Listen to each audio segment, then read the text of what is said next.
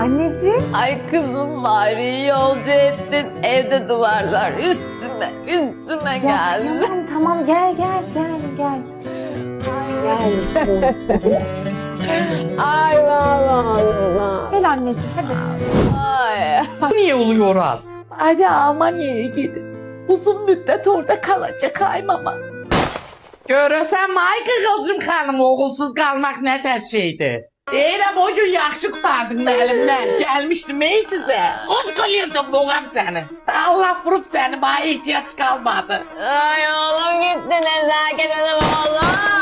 Tamam oğlum, gel döşüm dağlar. Gel döşüm dağlar. Nesimi de gider orada bir Alman hakçık tapar.